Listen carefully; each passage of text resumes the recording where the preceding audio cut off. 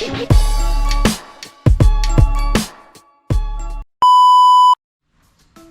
guys! This is MTV5 and for today's video, mag-change oil tayo ng aking big bike. So let's go! First, kailangan natin tanggalin yung tornilyo dito. Ayan.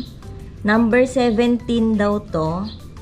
So, ito yung aking gamit. And ito yung paglalagyan ng oil na tatanggalin natin. Kaso, maliit. Hindi ko alam kung kasya yan. Kasi 2.6 liters dapat yung mawawala dyan. Number 17. Ayan.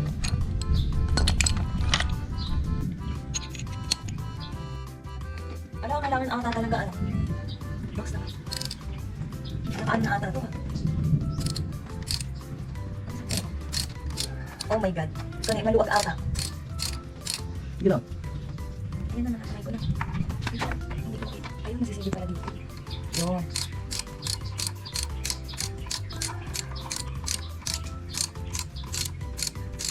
Haba na ito. Ay, gago ka! Ay, gago ka! Hala! Hala!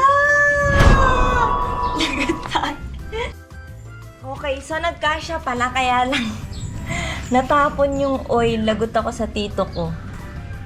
Nakalatan ko yung garahe niya. Yung garahe kasi namin walang bubong. So, ayan. Ayan na, guys. Diba? Ang dumi. So, ngayon, pinapatulo lang namin to. And then, next naman, kailangan itagilid para masaid. A few inches later. So, ito na nga, guys. Nahihirapan ako kasi ako lang nagkakamera eh. So, ayan. Itong radiator guard, actually full to. Full yan. Yung iba kasi half lang.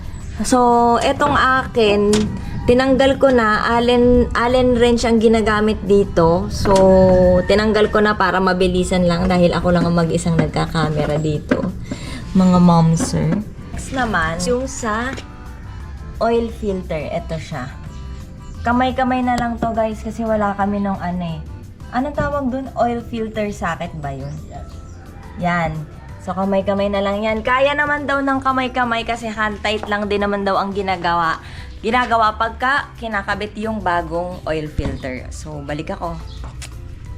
Okay. So, ito yung oil filter. Ikot lang natin siya, guys, pakaliwa para matanggal. May oil pa kayo dito. Baka madaming oil lumabas nito. Ayun na. Gagi. Tumatama sa tubo, tumi.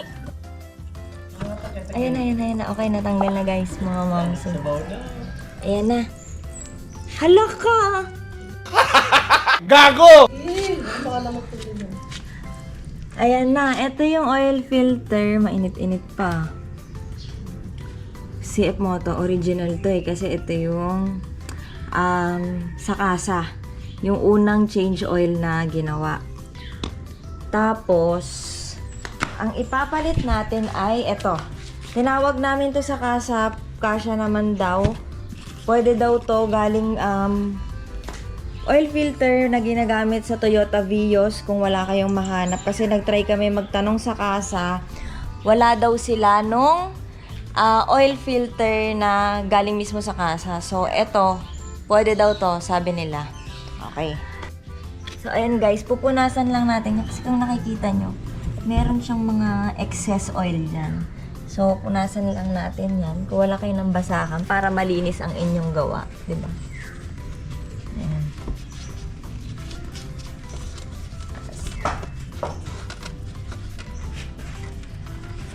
Okay.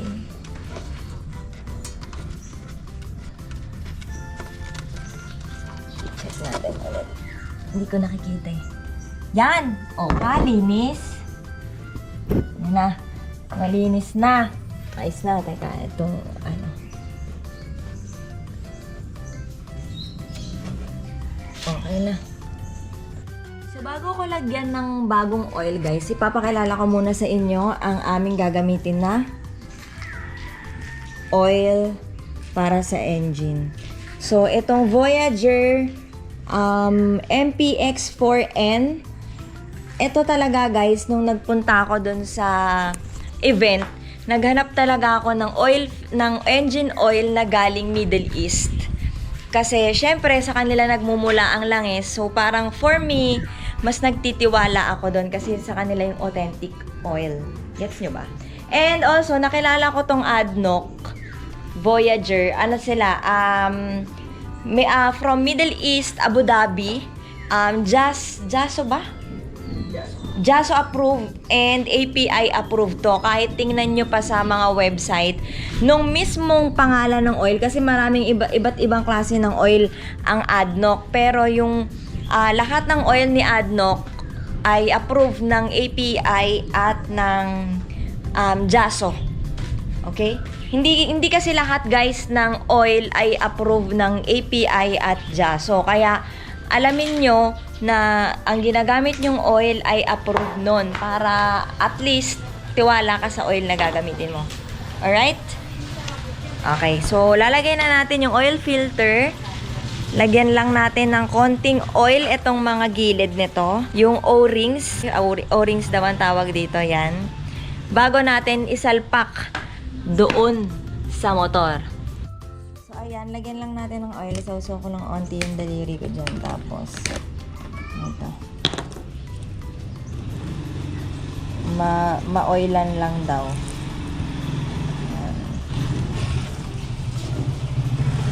Yan. Okay na. Tapos, lagay na natin. Siyempre, pakaliwa kanina. Eh, di pa kanan ngayon. Alright. Hand tight.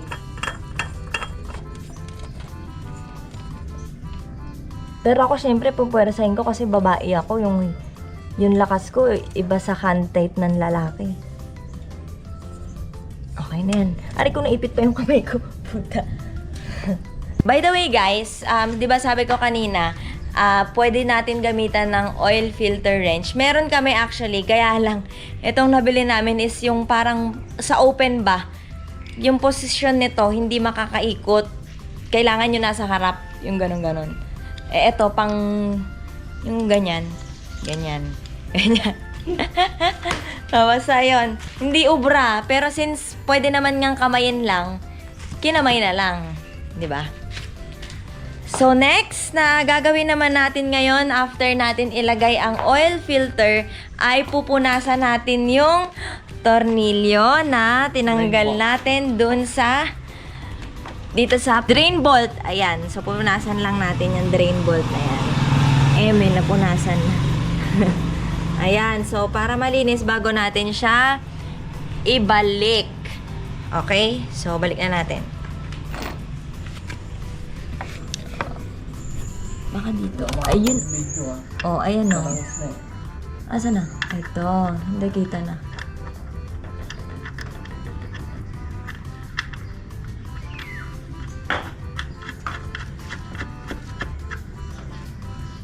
Okay. Medyo madulas na.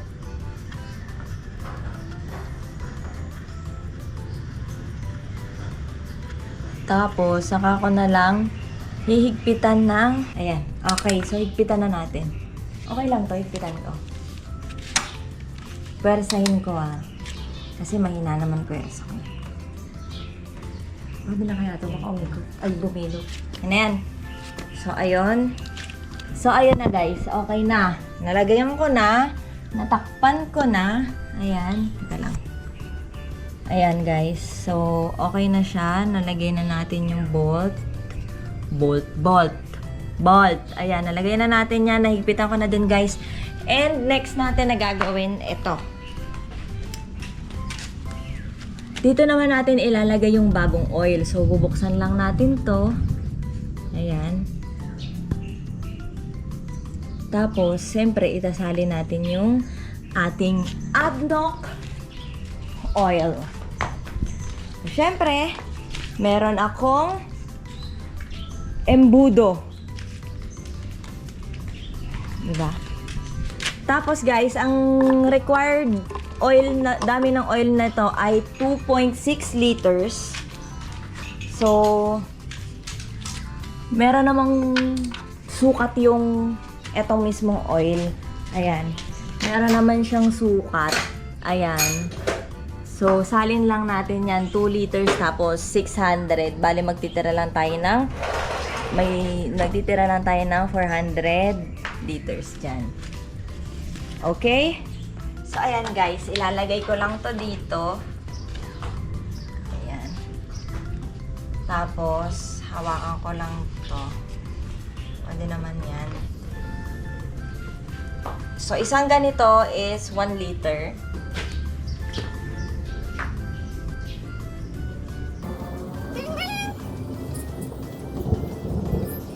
Siyempre guys, bago kayo magsalin nito, make sure lang na nasaran nyo yung drain bolt dun. Kasi baka mamaya, salin kayo ng salin dito, tapos tumatapon pala dun sa kabila, di ba? Magaling. Gago! Isa pa. So, another liter. So, 2 liters.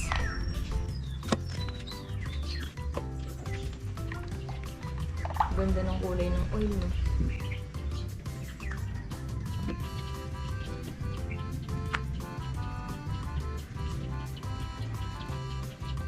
Yan.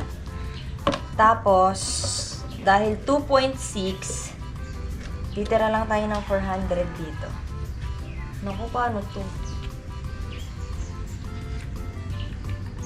Unti-unti na lang. Sana, 100 ml pa lang pala. Stop. Wala pa.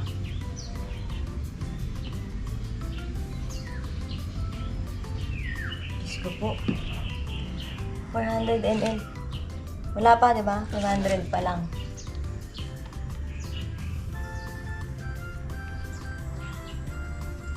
Ang hirap pala nito pag sumobra. Hindi, okay. Anto.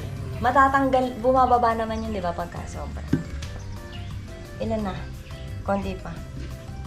400 ang matitira dapat, di ba? Yes. Di ba?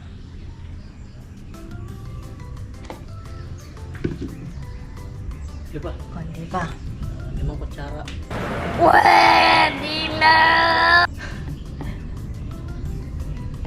Baka mapasobra naman. Okay na, konti pa. Ate, Konti pa. ganun lang. Parang di nabawasan. Ayos na. Ayos na yan. Okay na. Teka, natulo pa yun. Ayun na, okay na.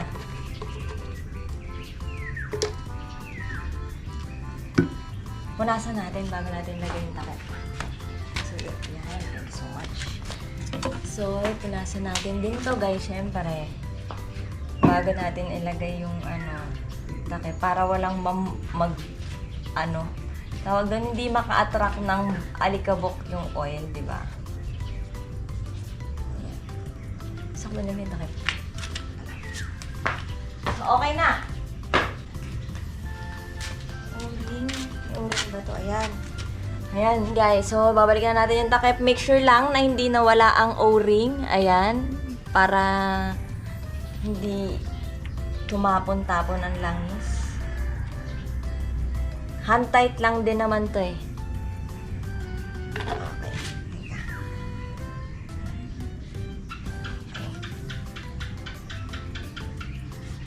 So that's it guys for today's vlog. Nakapagpa-change oil na ako ng motor ko, ng big bike, nakatipid tayo kasi ang unang change oil ko sa kasa, umabot ata ako ng mga 3,000 plus or almost 3,000 mga ganon. Hindi ko na masyado maalala. Kasi syempre, with labor yun. 'Di ba? And yung oil na ginagamit ng kasa, medyo expensive. Kaya, humanap tayo ng maganda at mura para tipid tips. Yun lang guys. Please don't forget to like, share, and subscribe to my Facebook page and YouTube channel. Babush!